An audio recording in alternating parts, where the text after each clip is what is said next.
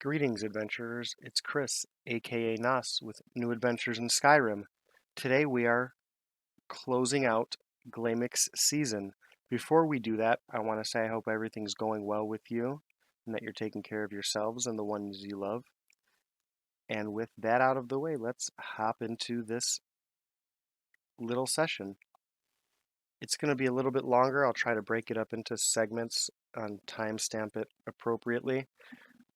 What I'm going to do is first talk about just a quick run through of the season ending and some stuff going into next season. I'm going to then just do a little rundown of who Glamek is and his information about his life before he got to Skyrim. Then I'm going to basically just do a big summary of his first season, and that is going to be where it's going to get a little bit long. But before we get too far ahead into anything, I want to say this, and I'm kicking myself in the butt for taking this long to actually say it directly and not even doing a direct video about it like I'm not. Under each episode for Fizban, Glamek, and Octarin are, I want to say notes, but a story that just goes hand in hand with what you watch. If you want to go extra nerdy, it offers a lot more. It's time stamped. You can read it along with or separately, and I encourage you to. It helps add a lot more detail, context, thought that either doesn't make it in or misses context or is in Glamek language. And it's a lot of fun. If you're not interested, I understand that I sometimes forget they're there and just watch the episodes when I'm watching. But if you want to, again, get some extra little nerd depth, there's so much more there. So I hope you take the time to do that in the future, or go back like I just did and take these notes and literally watch every episode and read the notes. It was an interesting history lesson of sorts. So thank you if you take the time to do that, or especially if you already have. Now let's move on. I have another little treat in that as I talk about some things, I'm going to throw in some video to highlight things or silly moments like that. Now, with that out of the way, let's talk about the end of the season and kind of I'll say the postseason and going into the next season of Glamek. This more or less applies to Fizban, Glamek, and any of my mini-series right now, which is Octarin. As the seasons and chapters and stories end, which will all be coming up very soon. I'm just closing out Glamek's now, and then likely Fizban's as his already pretty much closed. Then I'll wrap up, or I shouldn't say wrap up, but go into Octarin's while I just fire on those two. I plan on introducing a more informative introduction before each episode, or a recap of the prior episode. I'm not sure how in depth I want to get. I do not like editing and I do not want to do it. While I am going to start doing more editing at the same time to make things more streamlined. But those are all things I need to navigate in my head because, for example, if I try to edit out inventory, I have a tendency to talk through the inventory. So I either need to stop that or have myself deal with it. I'm not sure. In my opinion, my episodes have gotten more streamlined, so I'm not super worried about it. But if it's worth it, maybe this is something you can comment on below. Let me know what your thoughts are on that. When I come back with Glamek, and probably each respective character, when they come back from their pauses or changes, I may just do one episode a week for them. I don't want to get into that habit. I still want 2 episodes for Glamek and Fizban, and then at least 1 for whatever is my mini-series. And I've gotten away from that for the holidays, but that's not my intentions. I still want to do 2, 2, and 1. While I may go to 1 a week for an interim. Now, if you think it may suit me better, again, I'd like to know your thoughts on that. Now let's go into the recap of who Glamek Wildsong is. Glamek is a half-elf from a fictional island called Rhineland. It's up north and claimed by several places, but as I stated in his episode, the island is also far enough away from any place that no one really truly cares about it. In the middle of that island, right down almost like the ridge of a Stegosaurus, is either forest or jungle and a series of hills and small mountains that separate two sides of the island. And on one side or another is humans and Bosmer. And they've been having a more or less constant, you could say, civil war, but things are very civil. They flare up every once in a while into actual war, but for the most part, they've kept things to conducting combat in a way that does not lead to mortal injuries. And I was actually thinking about the fact that there's a book that I read in the Dragonlance series called Doom Brigade, and it's about dwarves and draconians who, after their great war, settle into a place, and in the interest of not wiping each other out, they ended up instituting something similar where they were not actually killing each other. They would do raids on each other and ransom people back, but would never really kill or go out of their way to harm each other. So I guess, absentmindedly thought about that, or was thinking about that maybe when I designed this, or maybe it just worked out that way. I just thought it was a little interesting tie back.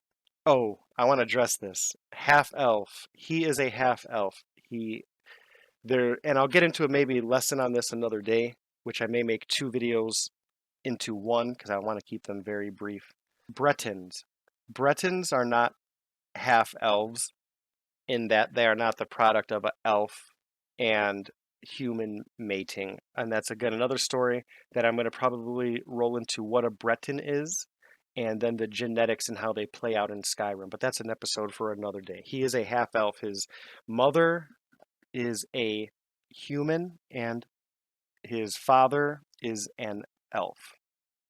After a conflict where he was born and kind of abandoned, he ended up getting sent to the in-between, ended up making friends with Tyrese, who was a female human, and also with Nitsa, who was a male half-elf. They were friends for a long time there, and while he started to develop feelings for Tyrese, eventually his friend Nitsa was hurt and had to leave the in-between, ended up going to live with the Bosmer side because he had a injury that didn't set well and basically made him a liability to himself and anyone who would have to take care of him out in the wild, so he went more inland. At that point, Tyrese rejected Glamek and he left, because that's what half-elves tend to do. At that point, he negotiated a deal with some humans to get transported to Skyrim, and for all intents and purposes, that's where his adventure in Skyrim begins. He also went on about several things he wanted, or goals, or I guess I went on about, and I jotted those down as I was going through my notes. And he wanted a companion, he wanted to be self-sufficient, to help outcasts, and he wanted a pet. And to expand upon him a little more, the companion and pet could be the same thing. He did have that, but they weren't necessarily needing to be linked. In that a companion to Glamek could be a bartender, a beggar, a warrior, a bard who can keep him entertained and not be obnoxious. Those are companions to Glamek, whereas a pet to him is more of that wild animal that is designed for the wild, be it bird, wolf, bear, something he never thought about. And those two were more hard goals. The idea of being self-sufficient is a little more nuanced and complex in that he doesn't want to be all alone. He wants to be able to be self-sufficient. He wants to be able to go into any environment and, regardless of how at odds he is with the environment or the people in that environment, still be able to succeed and make it on his own terms. So he doesn't have to be far away from everybody. That's just generally his preference. But if people around him aren't that bad, he doesn't feel the need to leave. Then helping outcasts. This one played out very interesting because he never says it, and he doesn't go out of his way to do it, and I'm going to point these out later. But what I'm getting at is he has a tendency to subconsciously do it or begrudgingly do it. And I found that very interesting.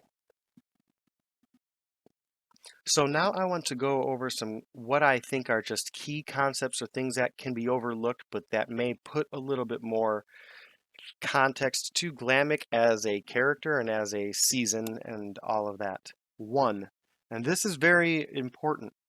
So, in Glamek's Skyrim, until the last several episodes, there were no dragons. The way the playthrough worked out is that he never went to Helgen, which would have triggered the events that would have started that quest line, which would have started dragons from spawning.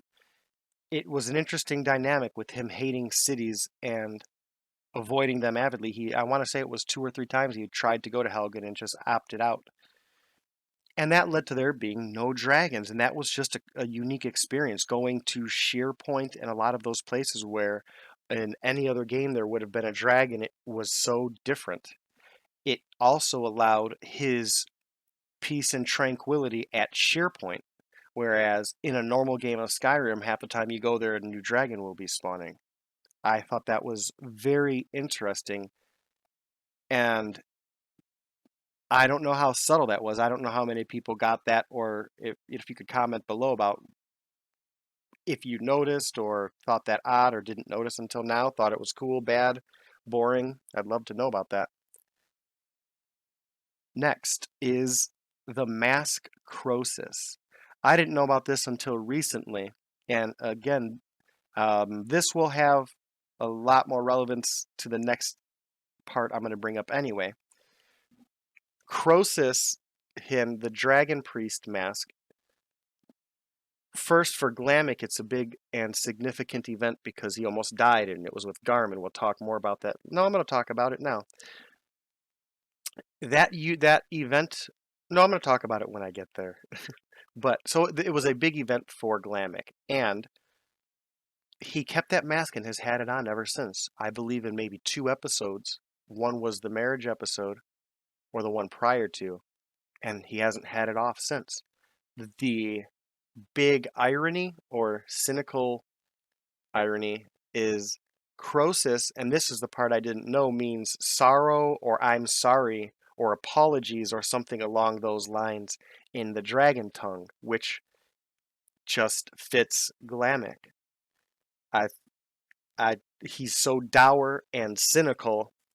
I just thought that was very fitting, and which goes to my next and final point that I'm going to go into before hopping into breaking down this season. Organics. I do plan and script things, but they're generally vague. So I may just plan to, for example, okay, I'm going to get Glamek to Falkreath. How and why and how long he takes and what path, I don't know. And a lot of stuff happens and I get thrown curveballs and it splits my episodes up. Organics is I love the organically and the way these things take shape, and it's almost improving in a lot of ways. I enjoy that. But then I enjoy things like Krosis, and this is one of the ironies, just the organics of him being linked to it and not and SharePoint and the meaning of the mask just worked out that way. And now I don't want to look at the other Dragon Priest masks. As soon as I got to that part in the video, I was like, okay, I need to stop because I don't want to know. I don't want to spoil things like that. And so, for example, another example of the organics was leaving camp and that whole episode with Floki. When I started the episode, I don't recall where I was going, but it was not where it took Glamek and Floki. Silent Pass happened organically. The way Glamek will now howl back at wolves happened organically. There's these little things I just enjoy. And one specific example I still love to this day, but is more with Fizban. He met Lucian because he was going into a mine and waited 1 moment. And I can't even recall what for, to think of something before going in, maybe. and heard a fireball explode, and that led him to go look because it made him think of Bree. And he never went in that cave, ended up in Falkreath and meeting Lucian. Those are the things that kind of just happen. I love that about the way I play these playthroughs. It allows me to kind of do what I want, but I also do what Skyrim wants in a way, and I'm forced to improv and stuff. It's a lot of fun. And when I look back, I went and watched a lot of, if not all of his episodes, all the way through to take these notes, and those kind of things stuck out. So now we're going to go into breaking down what happened with Glamek during season 1.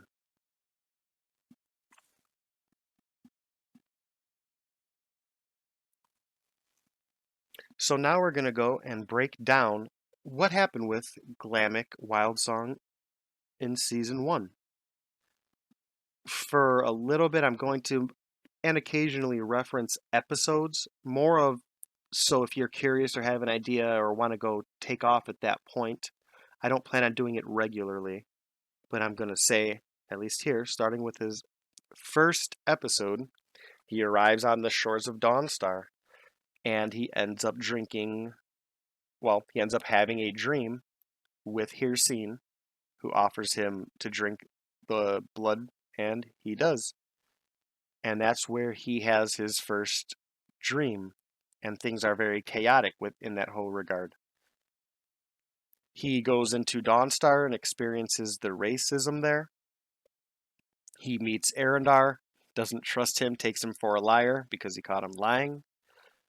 And when he gets into the temple, well, this is one of the examples where I mentioned about helping outcasts. He's not necessarily helping outcasts, but he's helping the people there who are being tormented by dreams. And he doesn't say it or play it off, but those are the kinds of things he steps up to do, and he does it begrudgingly and with a chip on his shoulder, and he's not generally happy about it. But as you'll see, he does it.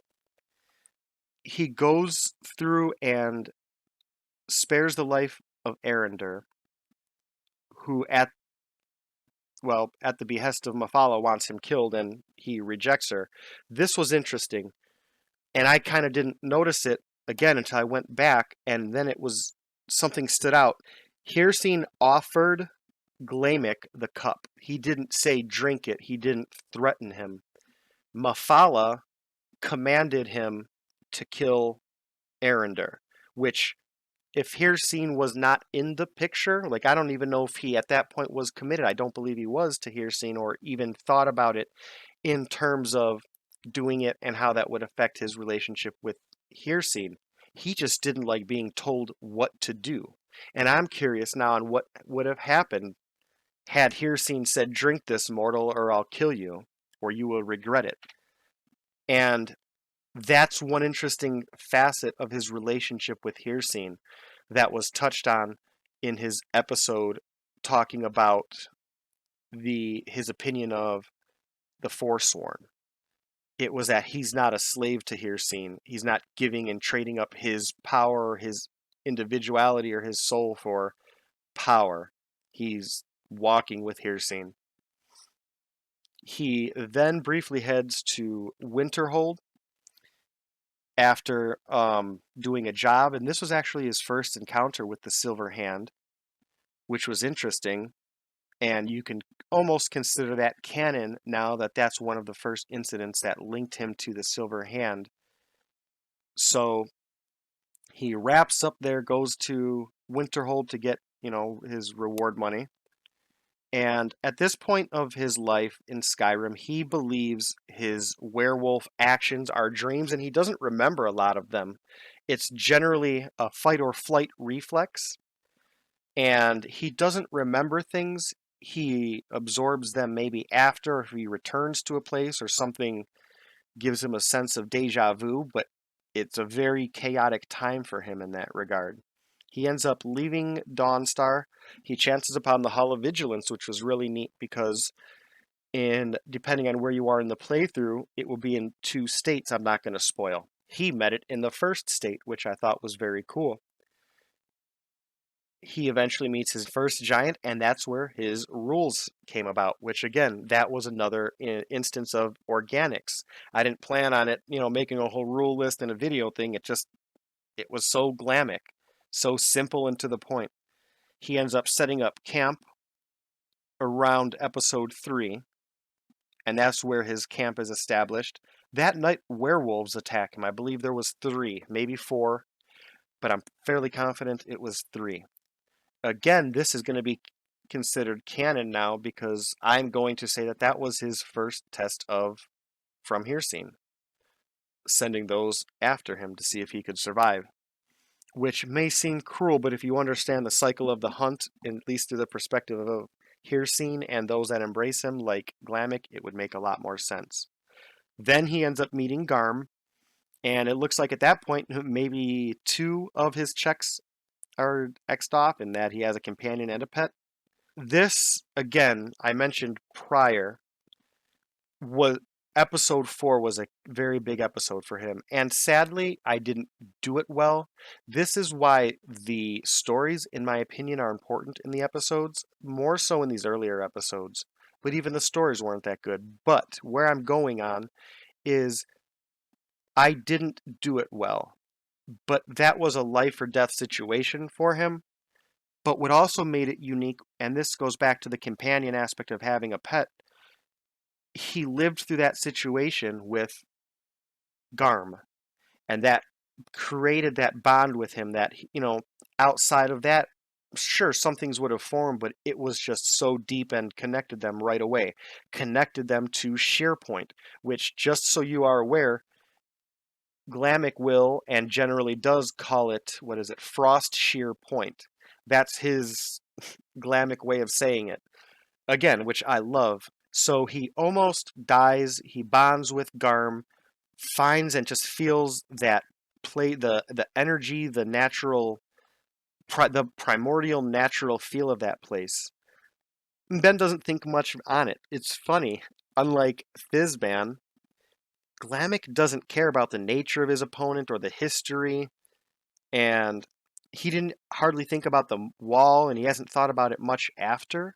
It's about surviving. To him, survival is the lesson. So if he loses, he's either going to die or have to retreat, because that's what it's about. He didn't reflect much on it. And this is also the point, as I mentioned, that he got Krosis, the mask. And again, he hardly cares about the history of it or what it means. It makes him powerful and he likes it. Then we get to, again, name this episode because this is another organic thing that happened, which is neat. Episode 5 was the first of the looking down on cities. He's looked down on Whiterun and Riften thus far, not in the story, but at the end of this season. He almost went to look down on Dawnstar, but didn't have it. So he's going to revisit that one day, very likely. That was just a very interesting episode because I'm fairly confident that's the first episode where he specifically says, I don't like cities, I don't like people, and I don't like city people. And then he says it fairly frequently. And it's a mainstay of his gruff statements that he complains about. I don't like cities. I don't like people. And I don't like city people. He also sees a rhino, which was a first for him, which was neat because he's from Rhineland and they're not native there. They're actually, again, so it's named Rhineland because I mentioned the ridge down the middle. Well, from some views, it looks like they say a rhino's horn, so they named it Rhineland, even though there's no rhinos. And he I remember he just stopped and looked, and he's like, oh, wow, I'd never actually seen a rhino. He was introduced to the companions outside of Whiterun, but he wouldn't go into Whiterun. But he does go to Riverwood. I remember he opted to go there because it's more of a smaller town as opposed to a city, but he still doesn't like it. He met Cami and Lucan there. Now, even in that episode, it was really neat and organic because towards the end of the episode, as I'm getting ready to close it out, Alvor, his wife, and child are having a conversation about how the daughter doesn't want to do all these girly things and wants to smith and go hunt and, break stuff. And Glamek comments about how he hates the fact that society is what's causing that whole conflict. Like, why not let her do what she wants? Because society expects the girl to do what the proper girl should do, which he sees as the negative thing of society. Whether it is right or wrong or even actual, that's up for debate, but that's the way Glamek sees it through his eyes and his world and his collective experiences, I guess. I was thinking I've made a couple of blankets to sell them to Lucan. Would you like to make one?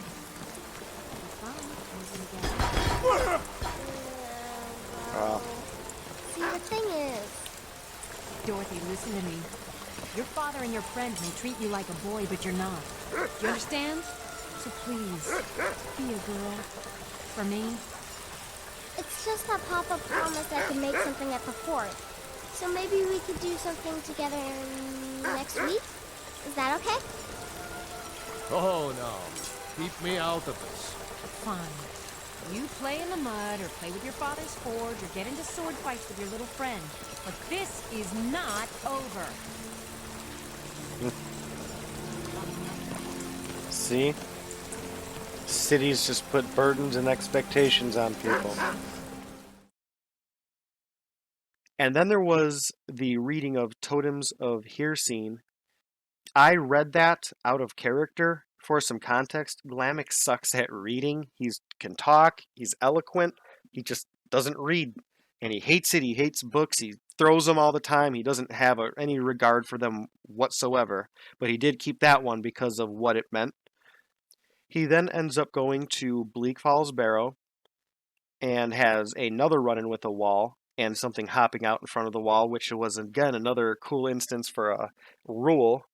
The way that came out, because he's not going to get fooled twice. Then he ends up getting married. That was an embarrassingly awful episode where I tried my first hand at editing, which was literally pausing it, advancing it, reloading a game, unpausing it, and it was just awful. Then they start their married life, Cami and Glamek, the Wildsongs.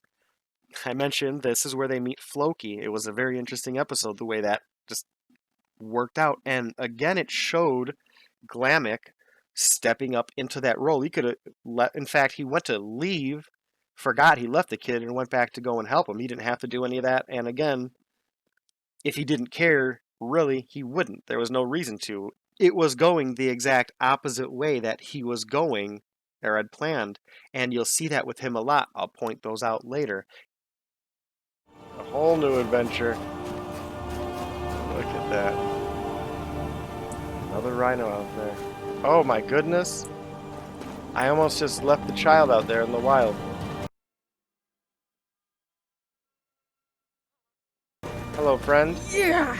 What are you doing? What are you doing out here? I just asked you the same question. I'm training, if you didn't notice.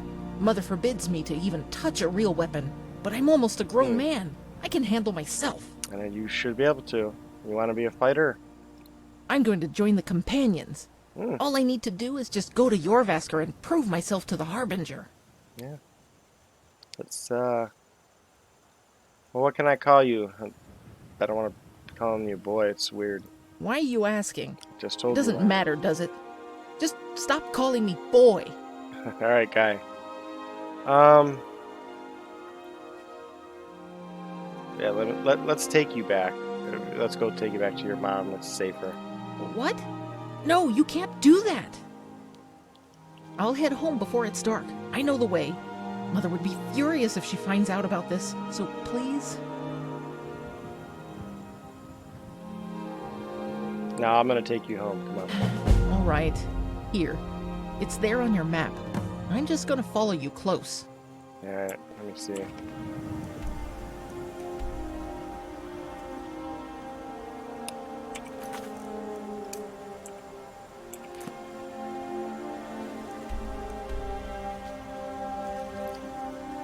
At Rorikstead. Oh, goodness, boy. Ah. In the exact opposite way. 4 to 5 times the distance. This is going to be quite the headache, isn't it? Yeah. Alright.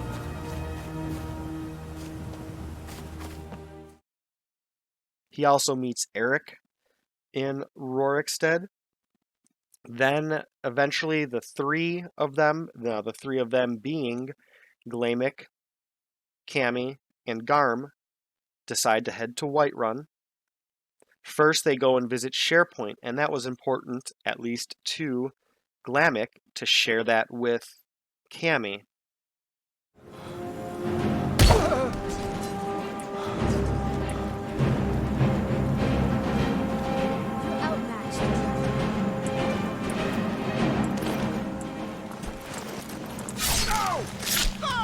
Oh, wow. That was your decision.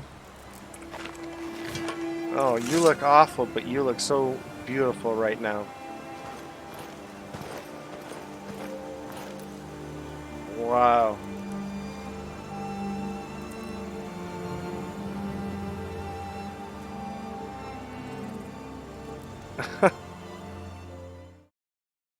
They go into Whiterun at that point, and Glamek hates it.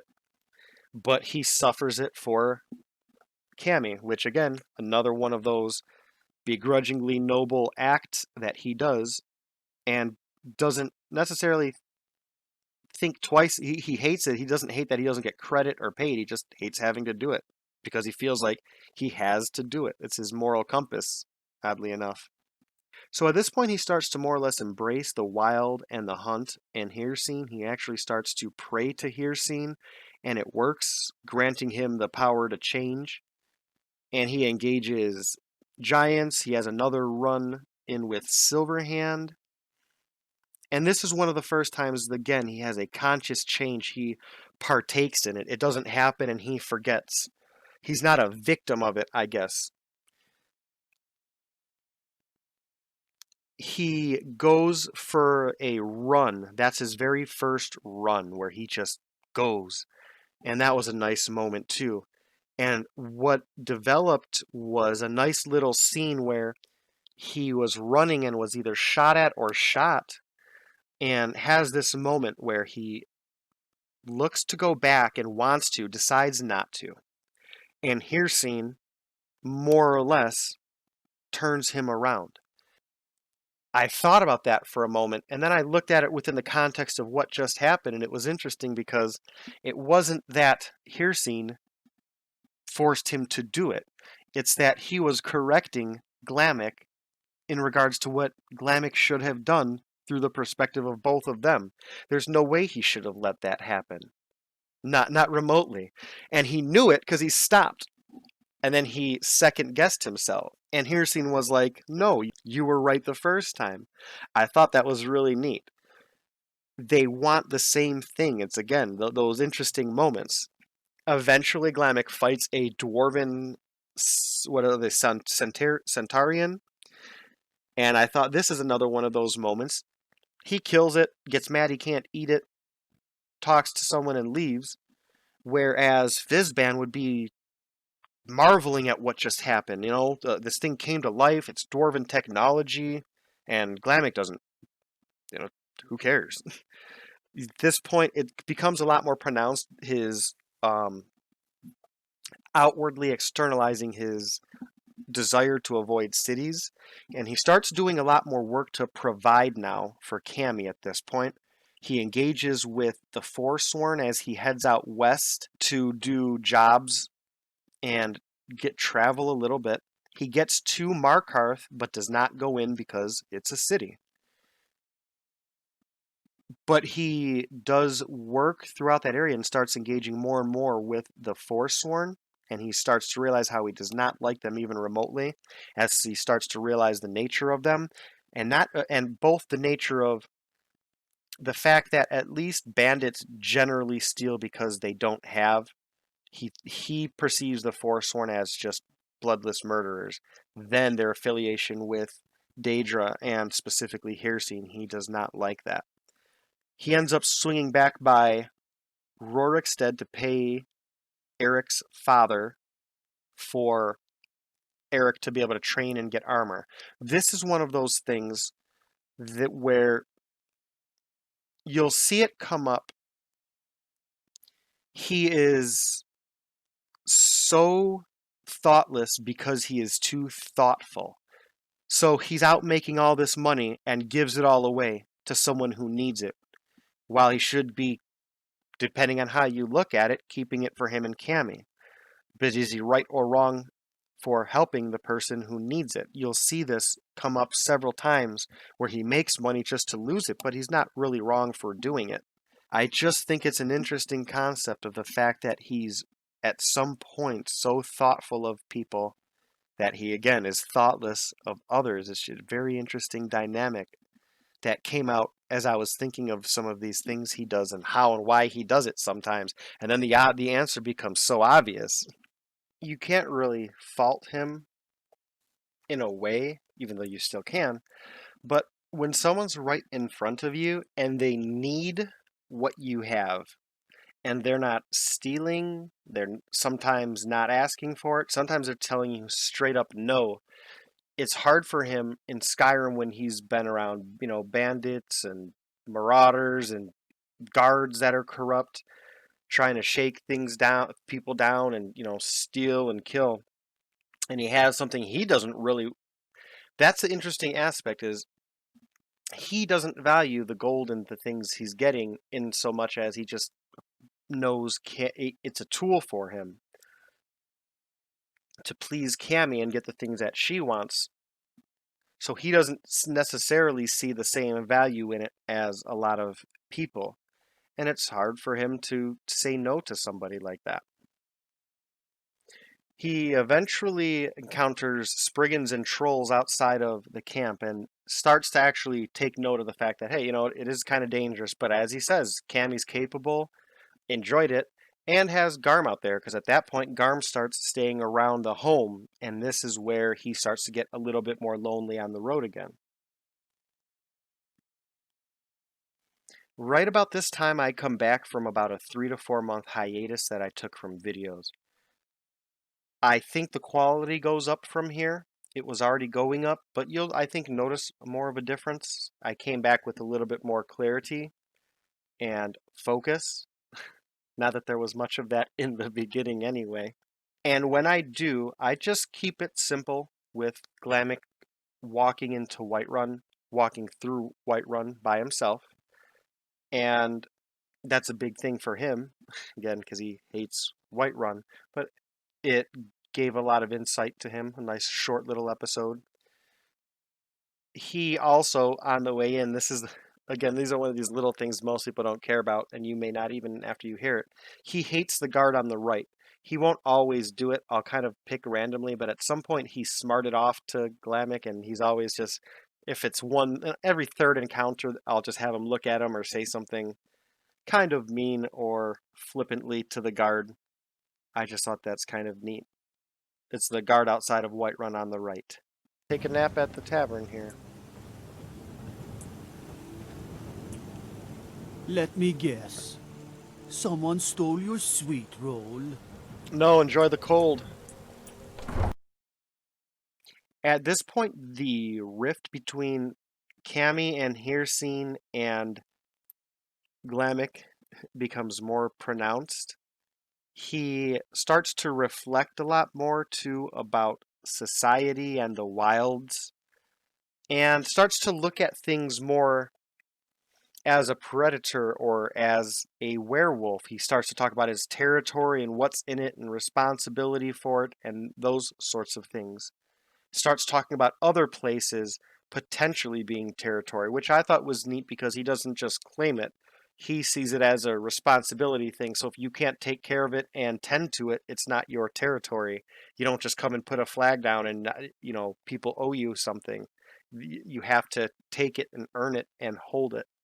That point, things kind of get worse and worse, and Cami ends up, they talk about it and move her down to the Western Watchtower, which at that point, just in case you know where this is going, Glamek doesn't know the name of the Watchtower, which is the Western Watchtower, I believe. So he moves, or doesn't move the camp, he creates a camp for her, so she'll have access to the guards, be right by Whiterun, not far from Riverwood, have guards and Imperials coming and going, a lot safer than just being out there where, it seems almost every day something was happening. And at this point, he starts to see Hircine reacting more, good or bad. There's a couple cases where he won't change, stops his change, things like that. And that is, again, what I see as the relationship developing, both of them learning what to expect from the other. Glamek reflects on Sheerpoint while at Sheerpoint, just on how, again, because it's very important to him. He goes up there to ground himself, to clear his head, collect himself. He loves the blistering cold up there. He comments sarcastically about waking up and the snow reduced when I think it was actually a blizzard compared to the night before. So, again, those kind of subtle sarcastic things, I don't know how well people pick up on them or how well I lay them out, but that's him in his just, dour nature. He opts for a new fighting style, which is that lightly armored, light shield and sword, so he can stay mobile and move, not be weighed down and slow. That's been a thing since, which is a fun fighting style to play because it allows me to look around and engage creatively, not just necessarily where my whole point is to go there and smash the enemy. He can engage with some dialogue, have fun with that, or just do what he needs to do. And he's constantly on the lookout for new home, new places, ideas, and things like that. You'll hear that start to come out a lot more.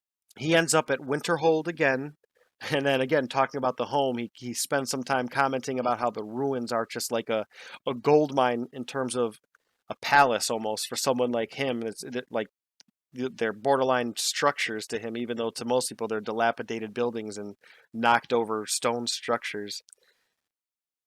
This point, I thought it was interesting. This is episode 17 for some reference to where we're at now-ish. Glamek spots an obvious trap where there's I'm closing my eyes trying to think of it. There was the skeleton on an altar and a bunch of bones around, and he's like, oh, look, this is an obvious trap. Let's go set it off and see what happens. And that's kind of Glamek. He's willing to roll the dice and seek those challenges, and I chuckled to myself even as I did that. I didn't think about it so much until after how Glamek that was. Like, oh yeah, this is an obvious trap. Let's go poke it and see what happens. And at the same time, once if it almost kills him, I'm sure that's going to be his last time because again, fool him once and his rule. What is this?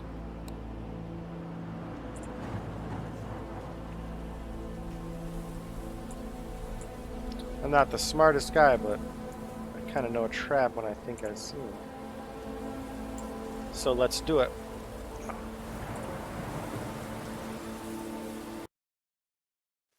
He ends up helping a hunter just outside of Winterhold, and this was interesting, and it kind of goes hand in hand with his rule about taking lumps. He goes to help a hunter and is attacked, and I remember that because he was so mad about it. He's like, dude, I just helped you. He eventually stumbles upon the shrine to Azura, and doesn't communicate. He believe he talks to the priestess there, but that was another Daedra he didn't necessarily interact with, but has had some association with. And at that point, Glamek kind of starts to, I don't want to say give in, but be less reserved about going into his werewolf form, or what he calls Hircine's chosen's form, as I'll talk more about specifically why in a little bit when it talks about the blood. But it's giving in as in not suppressing those urges to go out and run to clear a tower in Hircine's chosen's form as opposed to his regular form. And he starts to become more close to and communicate better with Hircine. And at this point he becomes I noticed he starts to become a lot more analytical, focusing on things more, reflecting, slowing down. It's ironic that as he feeds that wild, natural state, the moment he comes down, he's more calm, more focused. It's a very interesting dynamic that I'm just now literally seeing as I'm kind of talking about all of this. At the same time, Glamek's ignorance starts to come out. with Cami, the things she says, how she treats him, and what she expects. He is honest, so he expects people to be honest with what they say. He starts to reflect on home a little bit at one point, and there's another nice rhino scene, but I remember he gets to the horse outside of that camp at Whiterun, and that's the first time I believe this is still episode 18, the first time he takes that horse, and that becomes kind of a trend to the point where he names the horse Steel, which I said it's kind of a double entendre thing of sorts, in that I said steal because when you go to the horse you can steal it. It's considered stealing. But Steel because he's always out there. He's persevering. He's strong. At some point, he laughingly thinks he killed a saber cat. Whether he did or not is up for debate. But that he calls him Steel for that reason. So we were introduced for Steel, although I don't think he starts calling him that until later. Has another altercation with the right guard. I made sure to note that down right here, which was kind of neat. You like me, eh? Don't fancy those clunky two-handed weapons. Nope, you gotta stay light, limble, and on your feet. How you doing tonight? Disrespect the law and you disrespect Well, me. never. I'm just here to greet you. Anything else? Everything all right? Oh yeah, absolutely. Have a good one.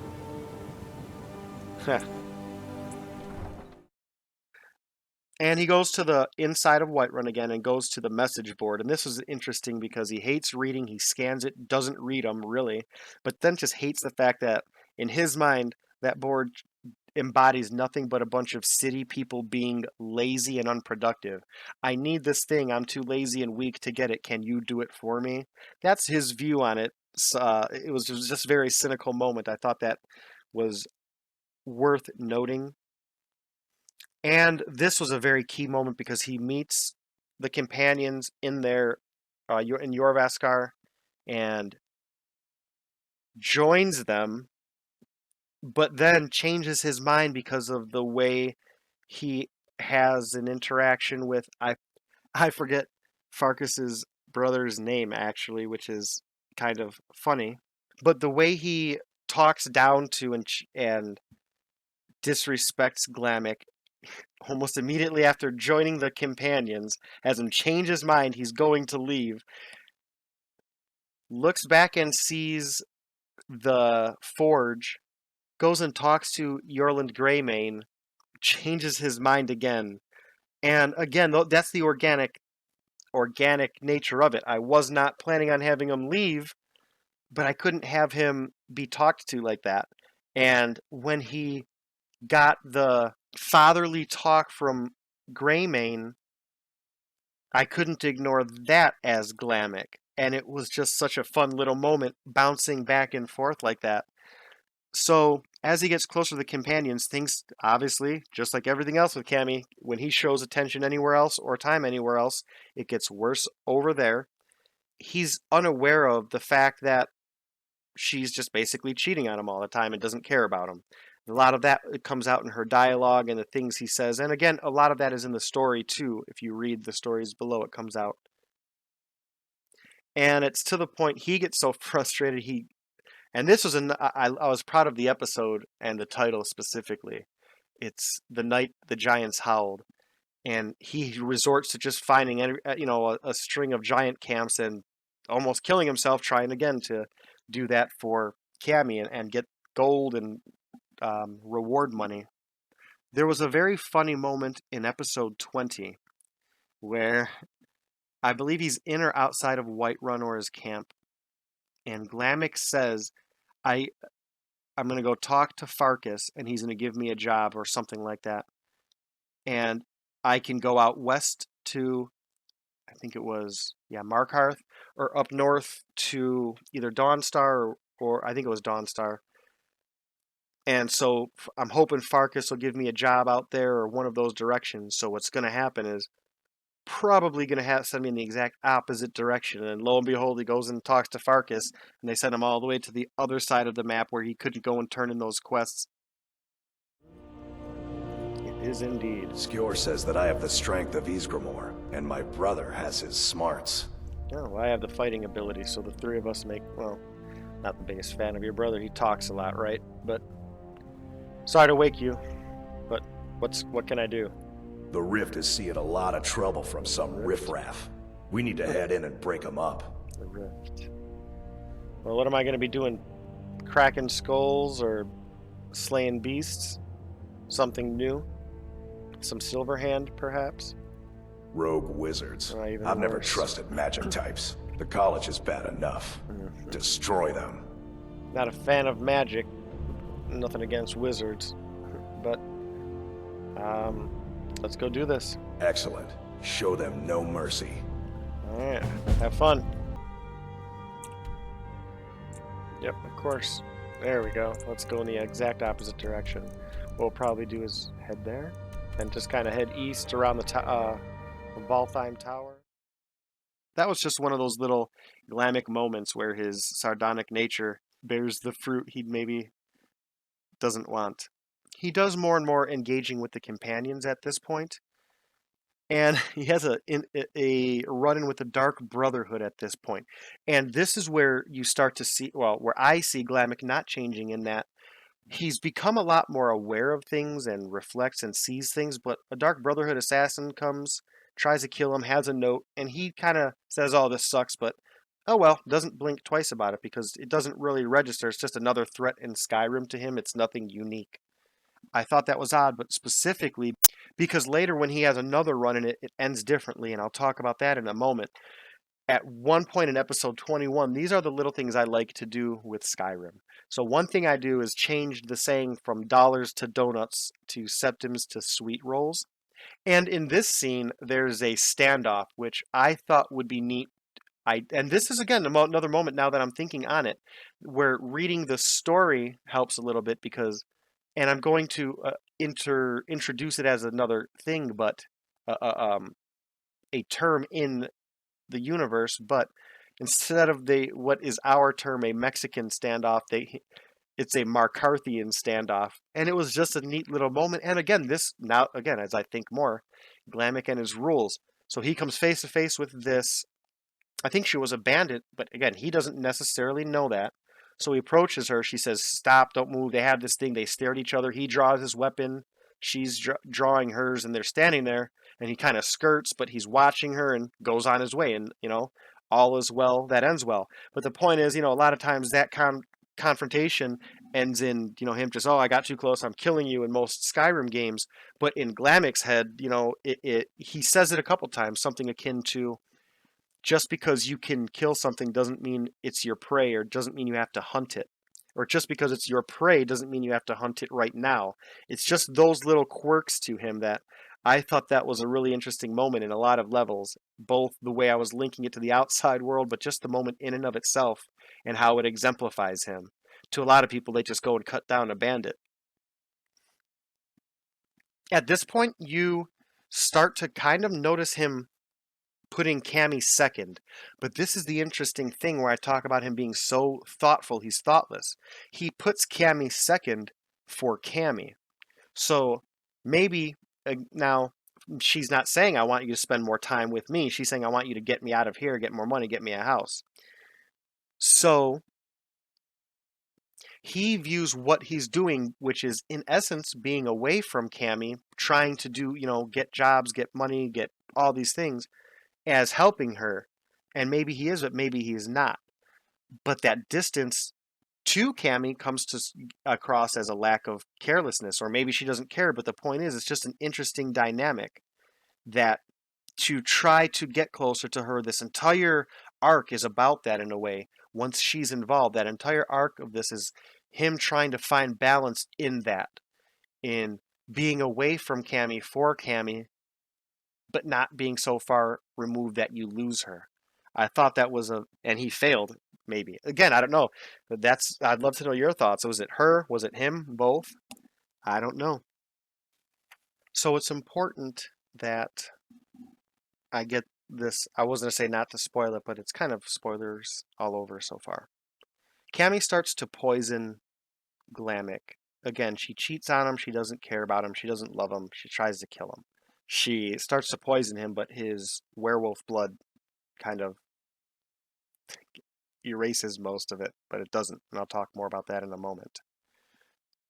But Glamek drinks the blood of Aella and has his little run.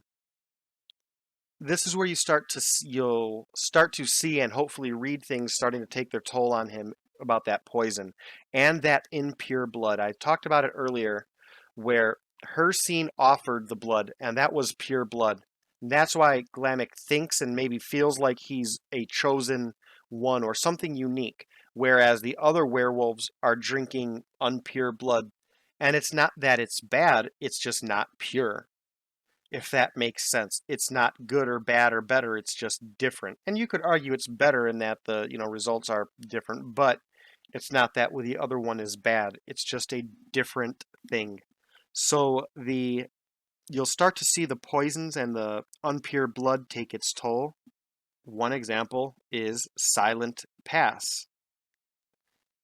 Sometimes it manifests as weakness or confusion, thoughtlessness, pain. That's just something to keep in mind going forward from this point. Anytime he mentions, stew, if he eats stew, you'll notice he's either feeling good, eats the stew and becomes bad, or have just eaten stew and starts to feel bad, just for some context going forward. Then Skjor dies. This is a very interesting moment to me because you may get the impression that he's empathetic, and he is. But Glamek appears very callous to me because he doesn't express or display empathy. He feels it and thinks on it, but doesn't necessarily show it to people when maybe he should or could. He returns to Dawnstar at that point. Again, I think it had something to do with turning stuff in to get gold, and has another altercation with the racist Jarl there, and reiterates to him his whole I don't like cities, I don't like people, and don't like city people. One of a dozen times he's said it. At this point he meets what is an aspiring mage. And this is another example of him being so thoughtful. He's thoughtless. He buys the staff from him to help the guy. And now he's got a staff that's worth less and he doesn't use and doesn't care about, but he helped that person by giving him what he had just spent all that time earning. It's funny the way he keeps doing that. Then he takes another nice turn because he starts to prioritize Cami more, not so much the companions.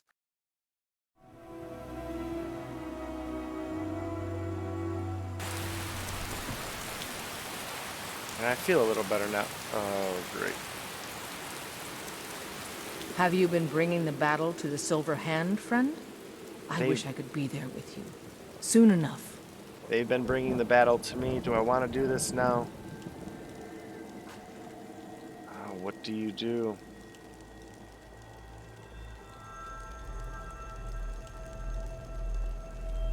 I need to take a moment. My blood is running hot now at the thought of taking vengeance out on that Silver Hand that attacked and that killed Skjor, but that doesn't mean I need to run off and not be with Cami. So let's hear this out. I've been hearing rumors of Silver Hand activity. It's not a rumor. A group of them is holed up in Hjalmarch. Run fast, my friend.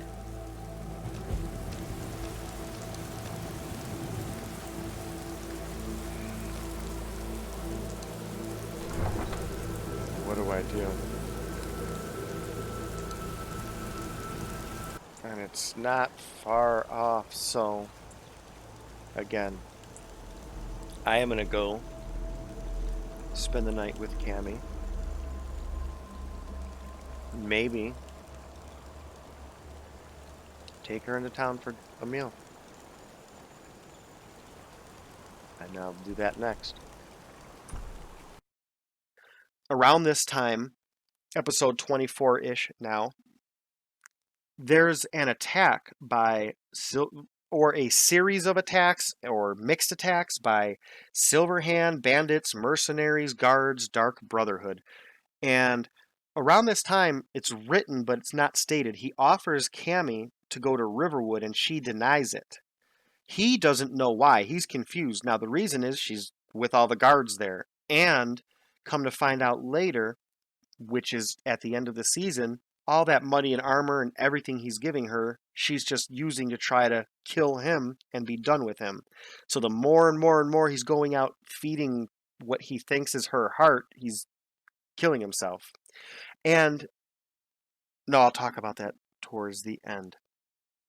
And then again, the organic nature of the way these things play out sometimes is hilarious, because as he's going to Whiterun, I believe, to go deal with the companions, he chances upon John, Battleborn, and Ulfina, and they're talking, and the conversation is about her wanting him to go become a bard, and John saying, if I do, you're going to find other people and have a bunch of kids, and her saying, I'd never do that. And it's that first moment he reflects and is like, that Cami wouldn't do that just because I'm gone, right? Right? Like, it's asking himself, not so much saying it for the first time. He ends up learning some enchanting officially by going and talking to Farengar while in Whiterun. And this was a really neat episode because he has his little training session with Farkas, which means nothing unless you watch the episode and get it. And I didn't know it would work. It was just something where he's out there training. I was like, well, I wonder if Glamek can train with his shield while Farkas is training with his sword. And they did. And it was a nice little moment that just shows that bond between some of the companions, because he's not even close with all of the companions. And him, it was just a nice little nothing moment that kind of means the world to that character. I wonder. I'm gonna quick save this.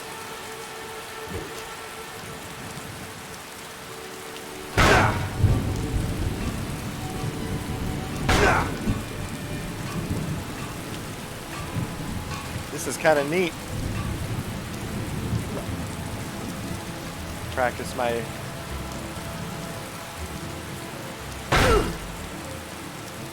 shield. This is actually practice my timed blocks. I'm just curious if this will actually count for block.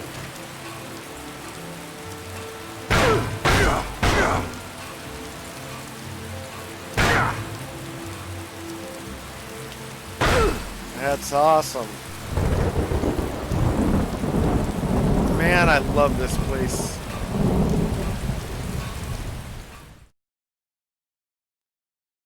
At this point, he actually offers to take Cami into any city, like, I'll take you out on a date.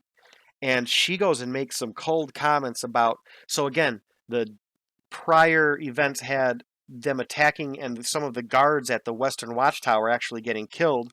So she's mad at him, even though she paid the people to kill Glamek and ended up killing the guards. She's mad at him and says something akin to, yeah, how can I spend time with you and everyone I care about just died? Which, he doesn't absorb as saying, I don't care about you.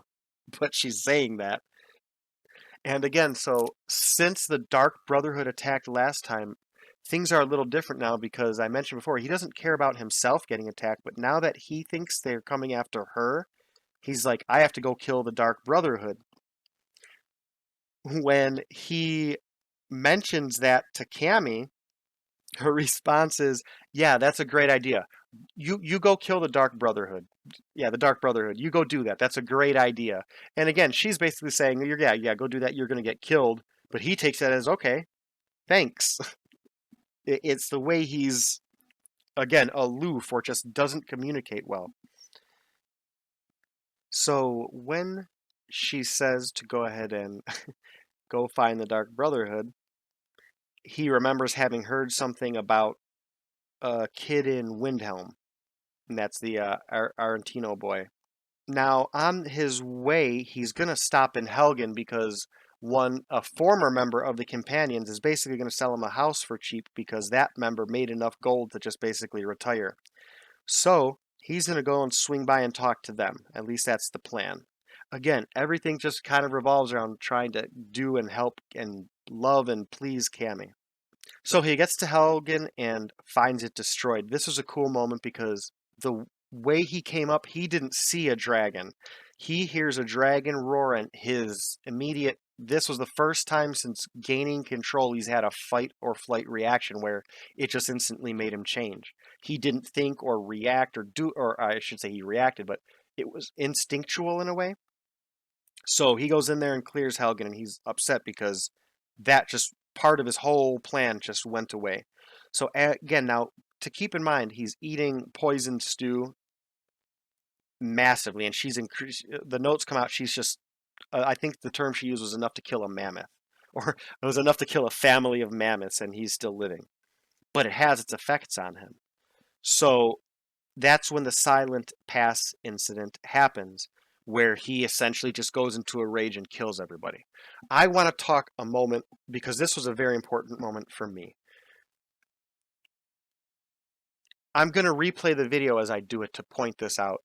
But what happened at this moment was the game froze and my heart froze. And you'll see it freeze. And I kind of took a moment to just stop everything and figure out what to do. There is a YouTuber, and a more than a YouTuber, a wonderful person, the Old Bat. Vivicar, which is not that. That's kind of hopefully an inside joke. So Vivicar, we just talked about editing, and I'm just so enthralled with her work. She does such an amazing job. And we talked about editing and just trying it. She inspired me to have the confidence to do it and gave me the visual inspiration to do it. And that was a lot. That moment, a week prior, a month prior, however long we had been talking, I don't even know, it was months at that time, but I don't think I was editing yet. I think I had just started to barely dabble. If that had happened 2 weeks prior, or if I had never started talking to her, that moment was so devastating to me because I thought that content was lost. And I don't know if you've had that. It stings, your heart drops, you get the cold sweat, and I'm like, oh my gosh, and it helped so many ways, and that was very important. And I just say, whether it's the conversations we have, the patience in the comments section, as I'm very overbearing, I appreciate everything we just talked about. That moment was very important for me and for Glamek, ironically, because then that led to Silent Pass. He massacres everybody in the entire span of what I believe is called, at least referred to as, the Southern Pass, which is kind of a pass between Helgen and actually Riverwood and Helgen, depending on where you go, and Ivarstead. So he ends up coming to, more or less, on the other end of the pass and goes to Ivarstead. And this was a cool moment because he's actually, for once in his existence, looking forward to going into a city. Episode 26, a great episode. He spent a lot of time simply walking between Ivarstead and Riften. He wants to go to Riften to fast travel. I'll talk more about that in a moment. But he just takes a walk. He does some praying, a lot of talking. He reflects on the stews and Cami and not connecting them in the events. He reflects on Helgen and what that was. He thinks it was a troll. I think he jokingly says it was a were-troll or a were-giant or something, because he doesn't know what it was. Then we have our second looking down on series, and he looks down on Riften. Then he leaves and he decides, now that I'm thinking about it, that's how this happened. He decided not to fast travel. He decided to run to Windhelm this time and fast travel later, I think. He wanted to run, that was it, and look over his new territory, which is neat as I'm thinking this out, because that's where he's, again, progressing. He looks at it as, that's my new territory. So he does his looking down on and then leaves. Well, he starts to feel like garbage because he ate a stew. And he's very weak, and goes to help someone, a hunter again, who now gets set off into an ambush, and he's pinned down by these two archers. More are coming. And he has this ironic moment where he's saved by Stormcloaks. they come in and rush in and kill these bandits, and he's feeling so bad physically he can't even shoot because he's like, if I shoot, I'm gonna end up missing and hitting a Stormcloak. I'm just gonna let them do it. And then it got a little bit deeper because then he thinks to himself, what would they do if they knew that just hours ago, I killed every Stormcloak I saw. I wonder what they would do. And then he just even further he talks about what he would have done, and it was just a nice little moment in that regard. More Stu comments. He has another ambush, but this time giants save him, which was again another kind of ironic moment for him. So he gets to Windhelm at this point, finds the Aretino boy, and finds out there's no link to the Dark Brotherhood reasonably, or not anything he can use. But he does mention he performed the Dark Sacrament, so Glamek deduces he can go, wait and just sit on her and wait until the Dark Brotherhood come and shake down anyone who has answers. The issue with that is Grelid is in Riften, where he just came from. This time, he does opt to take a carriage there because he's not feeling well.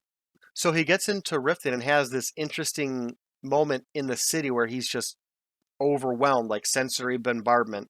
He makes it to the orphanage, and before he can do anything, the poison, the combination of the poisons and getting that unpure blood out, he just changes and kills her. Almost kills the kids, but doesn't. And at this point, he can't really go back to Riften. Or maybe he can or doesn't know. This is another moment, episode 27. I'm going to play this episode, at least a part of it, because he has just a typical Glamek moment. I'm going to give the really short version here, but you got to watch it. He kills her, is poisoned, feeling awful, just wants to leave and get away and get back to Windhelm to talk to that kid and see, because he thinks he just blew his lead. He basically did. He was going to sit on that. He's trying to salvage something, so he's got to get back. So he's going to take another carriage. He gets out, pays the guy, and has this flash again, and confusion, goes to get back into the carriage, and the guy won't go, and because a bounty hunter comes and starts attacking Glamek. Now he's weak and tired and nervous because he should be fleeing. He doesn't understand that it's in response to what he just did. The guards won't help him, so he has to kill this guy who's just smacking him around pretty good, keeping him on the run. But Glamek ends up winning, goes back to the carriage. Carriage driver won't go and makes him pay again. And it was just a wonderful Glamek moment. Need a ride? Yeah. My carriage is the safest way to travel. Where do you want to go? No, not you, sorry. Climb Windhelm. back and we'll be off. Windhelm. You're mine. This should be a fight. What is this? I'm getting out of here. Let's kill him. What is he doing?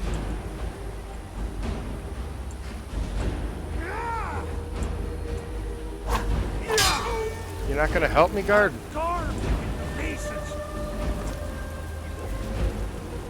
Alright, let's focus.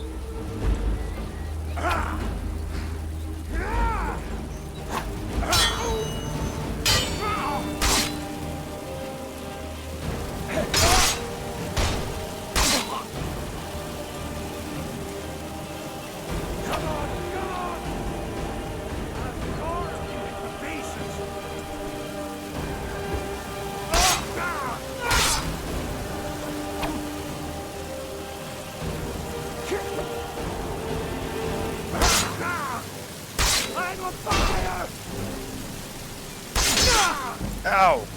Victory or Sovngarde! Thanks for nothing. This is the last time I come to Riften.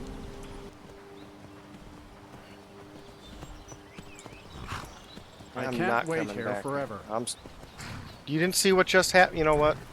Let's go. Oh, that hurt. You'd best hurry it up.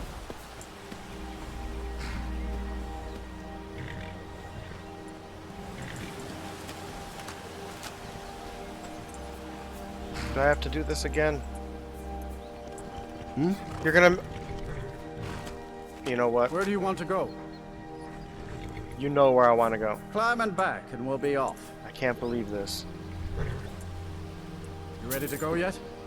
You know, I ought to just relax. Oh, I need to just relax. So he gets back to Windhelm, and the boy has nothing else to offer, so he's mad and he's like, I'm just going to go sleep.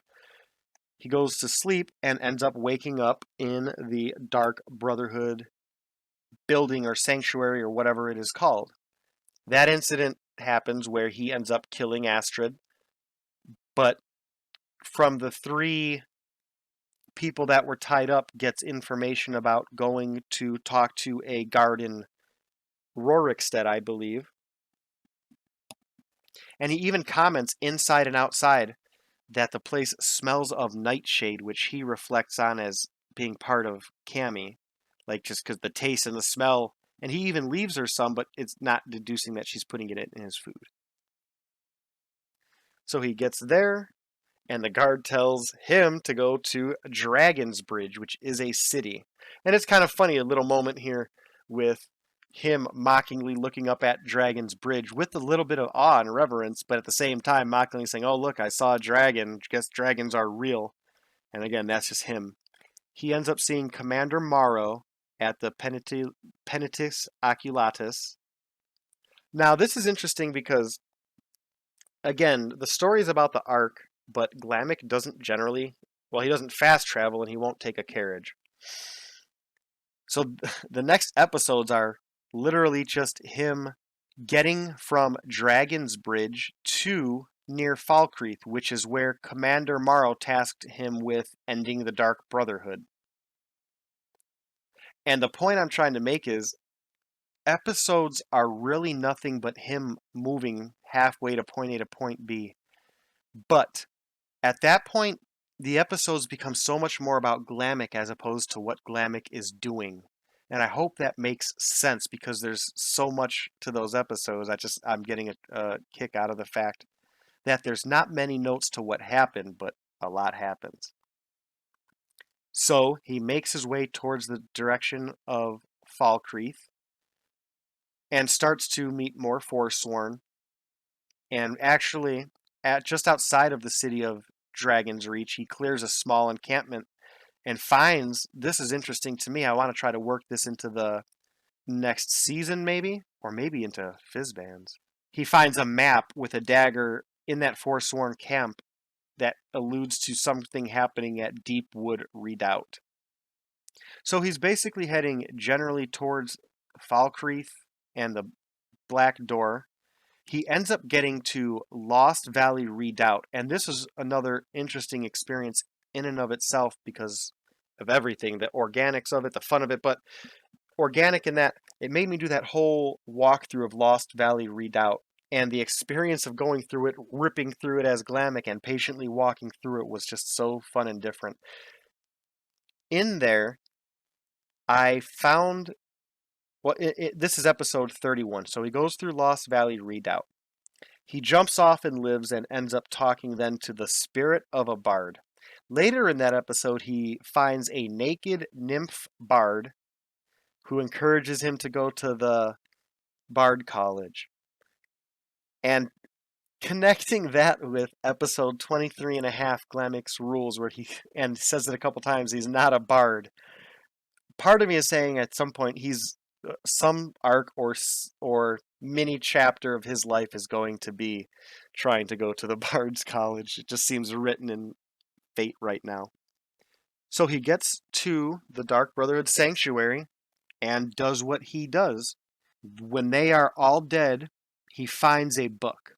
This is typical Glamek because A, he can barely read, B, he's not smart, and C, he wouldn't know a dragon if it tail whipped him. So he reads the fact that Valerius, again, the book is tattered and bloody. Valerius is responsible for all this, so his mind goes right to Lucan and blames her, or blames him instead of Cami, which was kind of funny. He also finds the fourth wall. This is cool because so we've had the Sanctuary, Bleak Falls Barrow, Sheer Point or Frostshear Point, and Lost Valley Redoubt. So 4 walls. And this one was a little bit different, similar to the Redoubt because he was in wolf form, but this one was underground. He had a very interesting experience with it. From there, he heads up to and through Falkreath. He doesn't really stay there, but there's another interaction there because the guards stop him. He seems to be being followed and then gets ambushed, and he links those two and wants to go back to Falkreath because he does not trust the guards and suspects that it was all a setup. It was a really neat little thing happening there. Well, he stops and prays to Hircine because he's angry. And when he does this, this was another wonderful moment because it's the first time Hircine seemed to chastise or set straight Glamek directly, because Glamek just wants to go and tear out Lucan's throat. He debates not, but then wants to, and it's Hircine that, again, stresses to him he's weak, he's not prey, use cunning. That's the relationship that those two have. It was nice just to see that kind of play out. He gets to Riverwood, and things wrap up with Lucan. He doesn't know what to do because he's not sure who's sending it, but he also doesn't think much about it. He's ironically not listening to his own rule where he says, look at where the summons are coming from and where the conjured things are coming from. So he's focusing on all these things coming at him, but only secondary or maybe tertiary on where they're coming from. He goes and eventually kills them, comes back and talks to Ayala. And in that conversation, Kodlak gets up and just walks away. And he being Glamek, takes it as Kodlak being disappointed in what he just heard. He hears more about the nonsense about dragons and gets mad at city people. And everyone's talking about dragons. He gets sucked into this stuff, but they're giving him gifts, and he just wants to use the enchanter, which I don't think he even did, which is why he went up there in the first place. And gets sucked into this, and he doesn't understand in his head that the Western Watchtower is where Cami's at, and I don't think he even would care if he did know, because he doesn't think there's dragons. He just thinks everybody's crazy. People think he saw something at Helgen he didn't see, so he doesn't know what's going on. He kind of doesn't even care. He just wants to get his stuff and get out. And then the next episode is where he runs out and finds Cami dead. And that's a very interesting scene because I didn't know how to react. It was very chaotic. He would go in and out. When he got there, he started to say something, then stopped, then changed. He went to attack the guards, then stopped. He, killed the dragon. He started eating people, but then stopped, stood over Cami. When he was eating, the wave of that dragon soul shot over him, which changed things. Then he got shocked. And then he ran. And that was interesting because the run there, he stopped and shouted at the Greybeards. When they shouted to him, he howled back at them, which was kind of neat. I'm not going to lie. Wasn't planning it.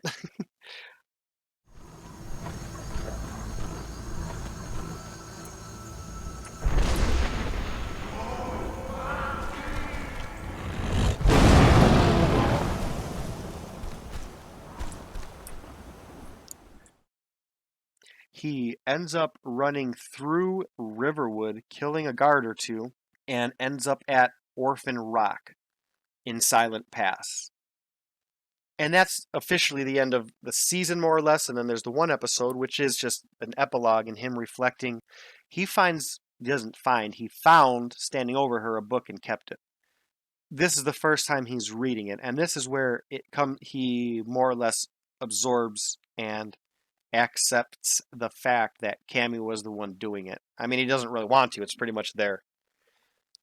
And in his own stupid inability to read, it was kind of funny. It's a mix of him being in disbelief and not being able to read the words. So I guess I shouldn't be laughing at his loss, right? But I'm sorry. It's just so Glamek. And that's a sad moment because, like I say, up until that moment, literally that moment, he thought there was something between him and Cami, and there was not. Now, I failed to mention, and this is important, and these are little things I like to tie in with the organic nature of this. When the Silent Pass thing happened, I remembered a quest, and the long story short is, and this was what's funny, it started off innocuously because I had him mention I wanted Glamek to go into that cave and do the Gildergreen quest because it's a cave and he could scream, and I wanted him to navigate dealing with the pilgrims in werewolf form. Never got there because he made a comment about Cami wishing it would grow back to its green form. So he went to go and do that. What I know that does is triggers Orphan Rock to change. If you don't talk to that lady, the priestess in Kinnereth's temple, and you go to Orphan Rock, it's a bland rock that you can hardly get to. And this is the kind of little thing that I do for you all, for myself, and for Glamek, and just for fun. What that meant was it tied everything together. It tied what he was doing to help her to what I wanted Orphan Rock to look like, which tied the whole Silent Pass thing together. But additionally, and again, this is what I did not know. When I got there, it was overrun with hags, witches, and hag ravens, and what that portrayed to me was one more way for Glamek to just spurn the Forsworn and hag ravens in that regard. Like, I'm coming here, this is now my home, it was yours, and I'm taking it. It was just a nice little culmination of the end of the season, like I say, because I don't know when I mentioned the Gildergreen thing originally, with him wanting to do that for her. And another thing that is interesting that I try to do is I adjusted the difficulty level to legendary. I play, or whatever the hardest is, which is I think legendary. I play with Glamek on the second from the hardest, so whichever is below legendary. But when he's sick before the games, I turn it up. One thing I'm going to do, this is a likely potential, I don't want to say it's a spoiler, more of a teaser. Part of his arc is going to be killing dragons, and it seems obvious, killed Cami, but does he even care? I don't know how he's going to navigate that, if it's just going to be the predatory challenge, or for Cami, or some other reason. I'm not there yet. However, these are the kinds of things I look forward to, because what I am planning is to, I want to say one, but maybe both of the dragon mods that I have, I can adjust things like their health pool and damage. I'm going to boost up their health. I want to make dragon fights with Glamek epic. Now, what I may do is play a little bit more in that. So, for example, Glamek, some point I know is going to go back to Frostshear Point. And there's going to be a dragon there now. What I may do is have regular settings for dragons, but have occasionally, or if I specifically plan them, where I boost their health up, or boost their health up a little more anyway, but boost up their health more and boost their attack power maybe when I know I'm planning those. For example, I know him taking back Frostshear Point is going to be an episode, a thing, a moment. I don't know how, when, or why I'm going to get there, because this is where my brain is also going. I've never been to Solstein before. I've never done any content there whatsoever. I know they have werewolves and werebears there, and that may be a thing for him to go to eventually come back to Skyrim. I don't know.